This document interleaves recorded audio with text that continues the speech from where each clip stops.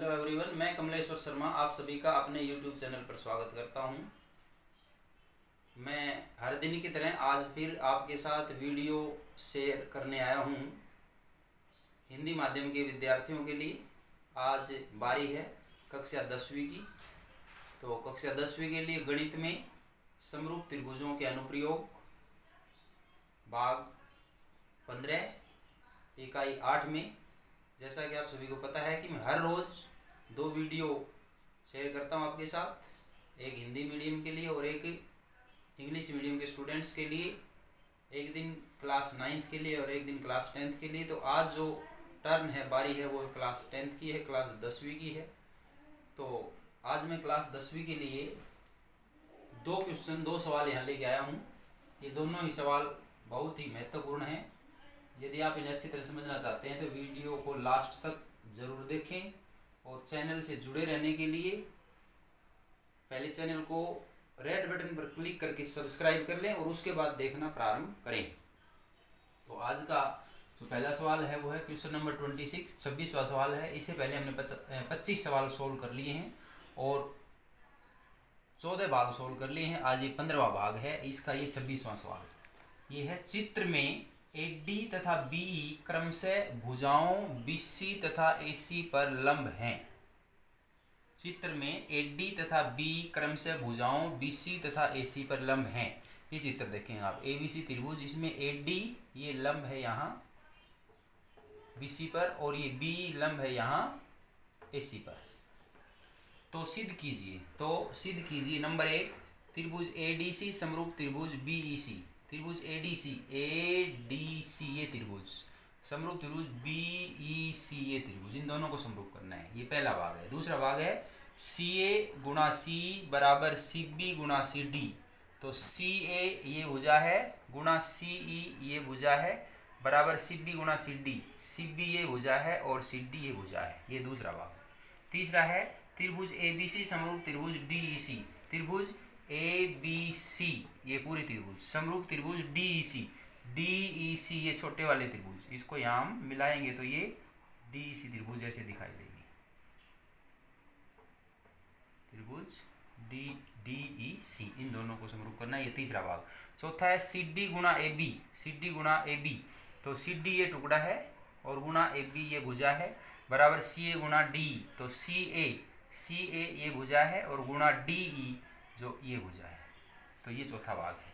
तो अब इस कथन और इस चित्र के अनुसार मैं लिखता हूँ दत्त दिया हुआ। तो दत्त है त्रिभुज ABC में AD लंब BC, AD लंब BC है, ये 90 अंश कोण बनेगा, तथा B लंब AC तथा BE लंब AC, तो ये यहाँ 90 अंश कोण बनेगा। तो ये दत्त चरण पूरा हुआ। अब दूसरा चरण है साध्य। तो साध्य में लिखा नंबर 1, त्रिभुज ADC समरूप त्रिभुज BEC। नंबर 2, CA गुणा C बराबर CB गुणा CD। तीसरा भाग है त्रिभुज ABC समरूप त्रिभुज DEC। चौथा भाग है CD गुणा AB बराबर CA गुणा DE। इस तरह से हमें ये 4 भाग इसमें सिद्ध करने हैं। ये दूसरा चरण साध्य पूरा हुआ। अब अगला और अंतिम चरण है प्रमाण। प्रमाण में मैंने लिखा है नंबर 1 पहले भाग के लिए, क्योंकि पहले भाग में हमें यहाँ देखो आप ये सिद्ध करना है त्रिभुज ADC और त्रिभुज BEC को समरूप। तो मैंने लिखा है त्रिभुज ADC तथा त्रिभुज BEC में ADC तथा BEC कहाँ है, चित्र में देखेंगे ADC ये त्रिभुज और त्रिभुज BEC ये त्रिभुज, इन दोनों मैंने क्या लिखा है देखेंगे। कोण ADC बराबर कोण BEC, कोण ADC बराबर कोण BEC प्रत्येक 90 अंश है। देखेंगे चित्र में कहाँ है ADC ये कोण है, ये यहाँ से यहाँ तक है ये कोण, और कोण BEC ये कोण यहाँ से यहाँ तक का है। तो ये दोनों प्रत्येक 90 अंश है। क्यों? क्योंकि AD लंब है BC के ऊपर और BE लंब है AC के ऊपर, इसलिए प्रत्येक 90 अंश है। और लंब है ये मैंने लिख दिया है क्योंकि AD लंब BC तथा BE लंब AC है। आगे लिखा है कोण C बराबर कोण C। यहाँ देखेंगे आप ये कोण C जो है इन दोनों त्रिभुजों में है, शामिल है, तो इसे हम लिखेंगे उभयनिष्ठ। तो यहाँ देखेंगे आप इन दोनों त्रिभुजों में ये 2 संगत कोण बराबर हो गए, इसलिए AA समरूपता कसौटी से त्रिभुज ADC समरूप हो गई त्रिभुज BEC, त्रिभुज ADC समरूप त्रिभुज BEC। तो ये पहला भाग, यहाँ पहला भाग समाप्त हुआ। दूसरा भाग, अब दूसरा भाग में हम देखेंगे, हमें ये सिद्ध करना है CA गुणा C बराबर CB गुणा CD। तो चित्र में हम देख रहे हैं CAC कहाँ है, CA ये भुजा है और CE ये है भाग है, और CB गुणा CD, CB ये भुजा है, CD ये भुजा है। तो ये जो चारों भुजाओं को देखकर हमें ऐसे लग रहा है कि ये भी त्रिभुज ADC और त्रिभुज BEC की ही भुजाएं हैं। तो सीधी सी बात है, इन्हीं दोनों त्रिभुजों को लेंगे। तो यहाँ मैंने लिखा है क्योंकि त्रिभुज ADC समरूप त्रिभुज BEC, त्रिभुज ADC समरूप त्रिभुज BEC ये प्रमाणित है, हमने पहले प्रमाण दे रखे हैं, इसको सिद्ध कर लिया। तो जब ये दोनों त्रिभुज समरूप है तो इनकी जो संगत भुजाएं हो समानुपात में होंगी। तो संगत भुजाएं कौन सी होंगी, यहाँ से हमने लिखा है, जिसकी जरूरत है वो उनको लिख लिया। अतः CA बटे CB, CA बटे CB, देखेंगे चित्र में कहाँ है, CA ये भुजा है जो त्रिभुज ADC की है, और CB त्रिभुज BEC की भुजा है। तो इन दोनों की संगत भुजाओं का अनुपात लिख लिया, बराबर CD बटे C, CD बटे C। CD भुजा है, CD ये है ADC की भुजा है, और CE त्रिभुज BEC की भुजा है। तो इस प्रकार से इन दोनों त्रिभुजों की दो दो संगत भुजाओं के अनुपात को हमने समान लिख लिया, और इसका मैंने प्रमाण दे दिया यहाँ, समरूप त्रिभुजों की संगत भुजाएं, समरूप त्रिभुजों की संगत भुजाएं, और इसको लिख दिया समीकरण नंबर 1। अब ये जो भुजाओं के अनुपात समान है, इन्हें हम आर पार गुणा कर लेंगे। तो CE इधर आ जाएगी, हो जाएगा CA गुणा CE, और CB इधर आ जाएगा, हो जाएगा CB गुणा CD। तो ये आप देख रहे हैं हमारा दूसरा जो रिजल्ट है, जो भाग है वो यहाँ पूरा हो गया, सिद्ध हो गया। तो दूसरा भाग यहाँ कंप्लीट होता है। अब तीसरा भाग, तो तीसरा भाग क्या है, तीसरे में ये है त्रिभुज ABC और त्रिभुज DEC को हमें समरूप सिद्ध करना है। तो मैंने लिखा है त्रिभुज ABC तथा त्रिभुज DEC में, त्रिभुज ABC तथा त्रिभुज DEC में। तो देखेंगे ABC ये बड़ी त्रिभुज है और DEC ये छोटे वाली ऊपर वाली त्रिभुज है। इन दोनों में क्या लिखा है, CA बटे CB बराबर CD बटे CE, CA बटे CB बराबर CD बटे C। ये कहाँ से है, समीकरण 1 से। ये समीकरण 1 यहाँ है, इसमें से मैंने ये यूं का यूं उठा के यहाँ लिख दिया, क्योंकि ये जो भुजाओं के अनुपात हैं ये इन दोनों भुजाओं के अनुपात आप देख सकते हैं, इन दोनों त्रिभुजों की भुजाओं के अनुपात है। CA CB, CA तो है, CA है त्रिभुज ABC का, और CB भी त्रिभुज ABC की भुजा है, और CD जो है त्रिभुज DEC का है, और CE भी DEC का है। तो ये इसलिए हमने लिख लिया। अब इसको हम थोड़ा सा यहाँ पर बदलेंगे, कैसे बदलेंगे, देखो यहाँ CA बटे CD, यानी CD को हम इधर चेंज करेंगे, CB को इधर, अंतरानुपात होता है ये। तो ये यहाँ से हो गया CA बटे CD, और इधर होगा CB बटे CE। अब यहाँ हो गया CA बटे CD, CA तो भुजा होगी त्रिभुज ABC की, और CD भुजा होगी त्रिभुज DEC की, इनका अनुपात हो गया बराबर। फिर CB भुजा होगी त्रिभुज ABC की, और CE भुजा होगी त्रिभुज DEC की। तो इस तरह से त्रिभुज ABC और त्रिभुज DEC की दो दो संगत भुजाओं के अनुपात जो है वो समान हो गई, ये आप देख रहे हैं। आगे है कोण C बराबर कोण C। कोण C इन दोनों त्रिभुज ABC और त्रिभुज DEC में ओवेनिस्ट है, तो वो समान हो गए, तो उसका कारण मैंने लिख दिया ओवेनिस्ट। अब यहाँ से देख रहे हैं आप त्रिभुज ABC और त्रिभुज DEC में दो दो संगत भुजाओं के अनुपात समान है, और उनमें जो शामिल कोण है, यानी कोण C जो इन दोनों भुजाओं में शामिल है, त्रिभुज ABC की AC और BC भुजा में, और त्रिभुज DEC की CE और CD भुजा में ये कोण शामिल है जो कि समान है। तो इसलिए यहाँ पर जो कसौटी लगी वो लगी इसलिए SAS समरूपता कसौटी से, SAS समरूपता कसौटी से त्रिभुज ABC समरूप त्रिभुज DEC, त्रिभुज ABC समरूप त्रिभुज DEC। तो इस तरह से चौथा जो भाग है वो भी पूरा हो गया, सॉरी तीसरा जो भाग है वो पूरा हो गया। अब चौथा भाग यहाँ से प्रारंभ होता है। तो चौथे भाग में हमें ये सिद्ध करना है CD गुणा AB बराबर CA गुणा D। आप चित्र में देख सकते हैं CD गुणा AB, CD ये है और AB ये भुजा है, CA गुणा D, CA ये भुजा है और D ये भुजा है। तो ये भी हम देख रहे हैं कि ये जो चारों भुजाएं हैं ये त्रिभुज ABC और त्रिभुज DEC की भुजाएं हैं। तो इसका मतलब इन्हीं दोनों त्रिभुजों का हमें समरूप सिद्ध करना होगा, और ये दोनों समरूप हम पहले सिद्ध कर चुके हैं। तो मैंने लिखा है क्योंकि त्रिभुज ABC समरूप त्रिभुज DEC, त्रिभुज ABC समरूप त्रिभुज DEC प्रमाणित है, इसका हमने पहले प्रमाण दे दिया है। और जब ये दोनों त्रिभुज समरूप हैं तो इनकी जो संगत भुजाएं हैं वो समान अनुपात में हैं। तो हमने लिख दिया CD बटे CA, CD बटे CA। CD भुजा है त्रिभुज DEC की और CA भुजा है त्रिभुज ABC की, तो इनकी संगत भुजाएं होगी बराबर D बटे AB। D भुजा है त्रिभुज DEC की और AB भुजा है त्रिभुज ABC की। तो इस तरह से जिन भुजाओं की हमें आवश्यकता थी, जरूरत थी, उन्हीं को हमने समान अनुपात में लिख लिया। तीसरा जो जोड़ा है उसको लिखने की जरूरत नहीं है, क्योंकि हमारा इन्हीं से रिजल्ट बन जाएगा। और इसका मैंने कारण लिख लिया, इसका प्रमाण दे दिया, समरूप त्रिभुजों की संगत भुजाएं। समरूप त्रिभुजों की संगत भुजाएं, क्योंकि दोनों त्रिभुज समरूप हैं, जिनकी संगत भुजाओं का अनुपात आपस में समान हो गई।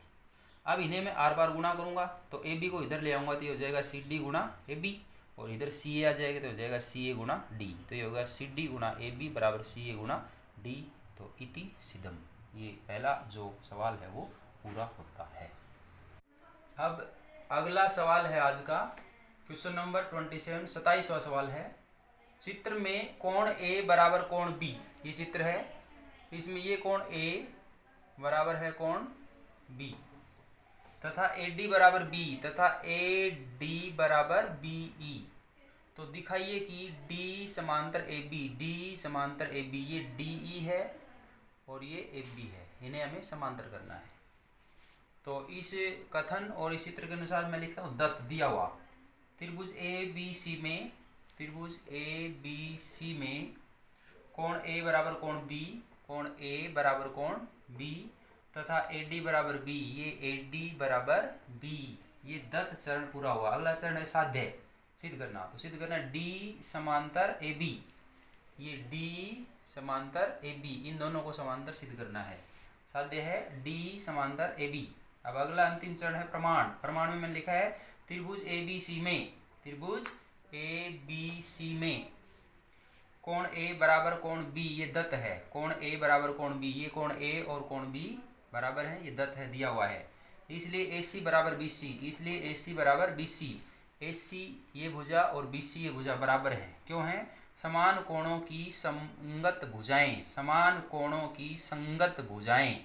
देखो ये कोण समान है, तो इस कोण के सामने भुजा आती है बी सी और इस कोण बी के सामने आती है ए सी, इसलिए समान है। क्योंकि दोनों कोण समान हैं तो इनके सम्मुख जो भुजाएं वो भी समान होंगी। तो ये मैंने लिख दिया ए सी बराबर बी सी, कारण दे दिया, इसका प्रमाण दे दिया समान कोणों की संगत भुजाएं, और इसको समीकरण नंबर 1 लिख दिया।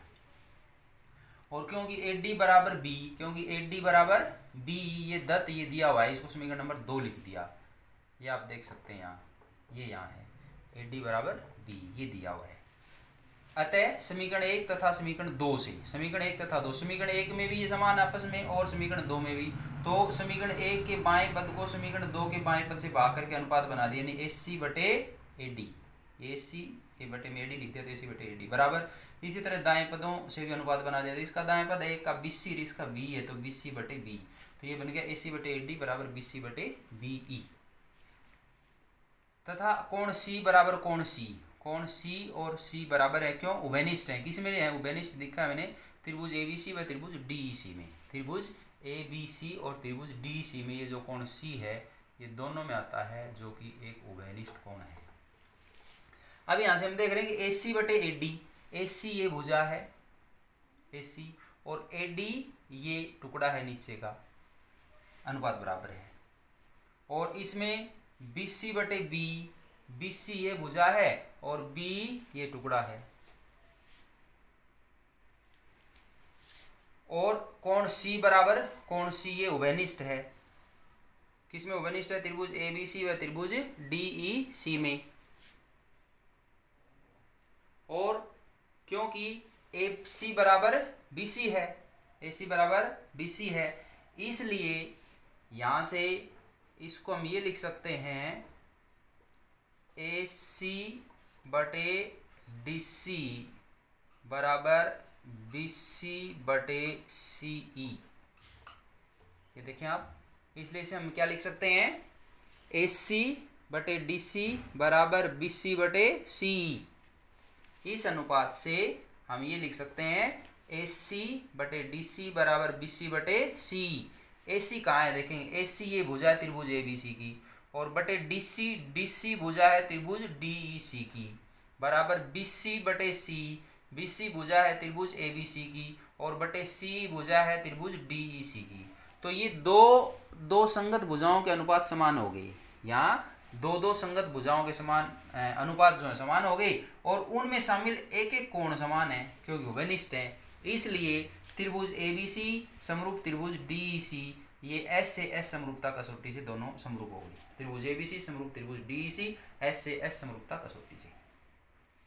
और जब ये समरूप होगी दोनों तो आगे हम क्या लिख सकते हैं, इसलिए कोण सी डी बराबर कोण सी ए बी, कोण सी डी बराबर कोण सी ए बी। सी डी कहाँ है, सी डी ई ये कोण है, कोण सी डी बराबर कोण सी A B, C A B ये कोण है, ये और ये दोनों कोण समान है। क्यों है, उसका कारण लिखा है समरूप त्रिभुजों के संगत कोण। जब कोई दो त्रिभुज समरूप होते हैं तो उनके संगत कोण समान होते हैं, तो ये कोण इसके संगत है, इसलिए दोनों समान है।